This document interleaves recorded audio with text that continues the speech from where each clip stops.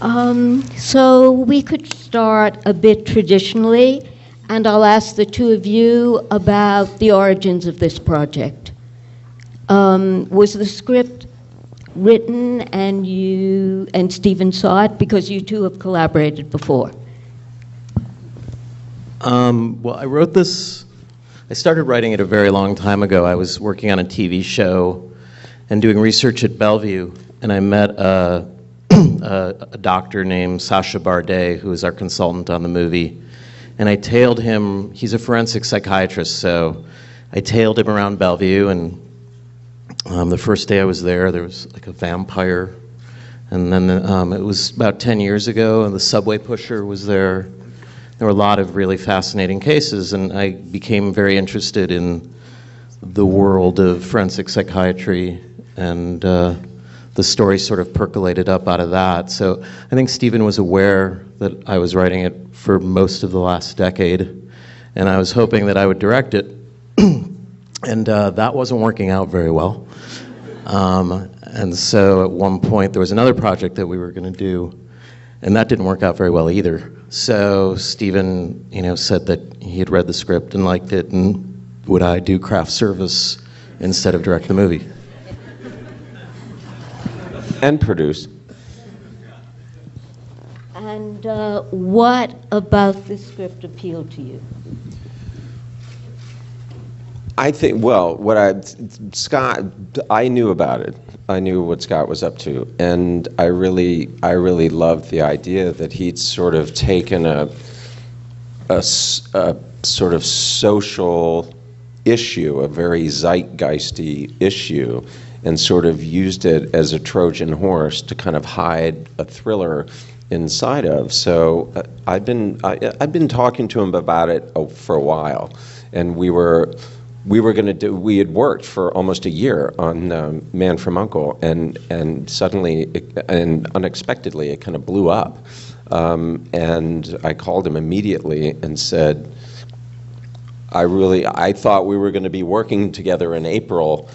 Can we switch? Will you give me side effects? And he said yes. So this was a kind of movie that used to be made a lot, and for some reason sort of I don't know if it just got priced out of existence or what, but in the 80s, which I've talked about as being probably the worst decade in American film, with the exception of some great independent filmmakers who were starting to emerge, and these kind of fun thrillers like Fatal Attraction or Jagged Edge that were just kind of great matinee movies, and like I said, they just kind of went away, and I was really excited about the idea of doing an updated version of that took advantage of the fact that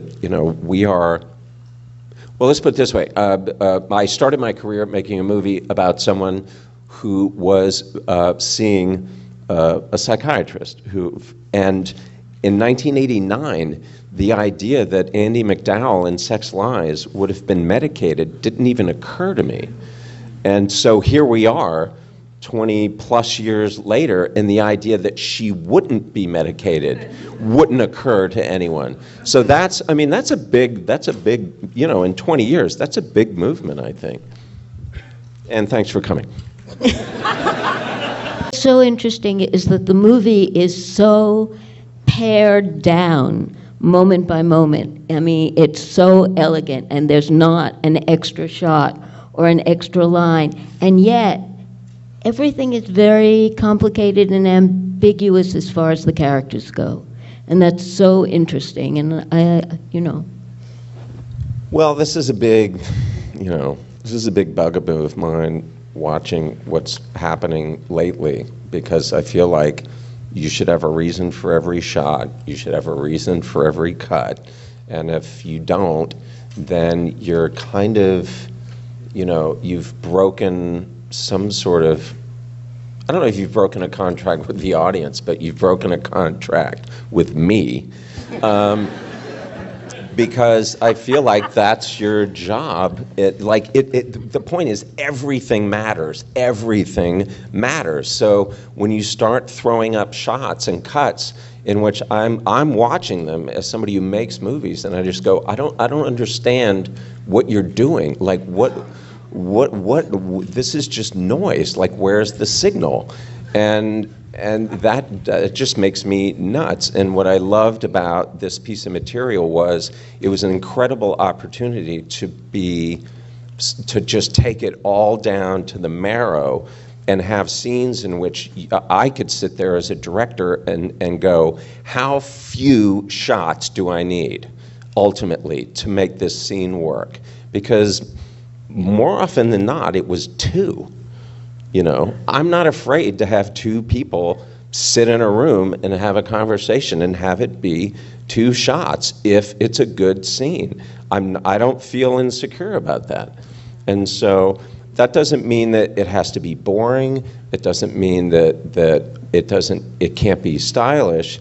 It just means that you, as a director, you're supposed to sort of sit there and have the 30,000-foot view of the whole movie and be able to calibrate, you know, how the shots and the cutting patterns are going to affect the audience. Like, I'll do a quick example. The first shrink scene with you 2 guys, right? So the first 2 compositions are sort of odd. We're above you.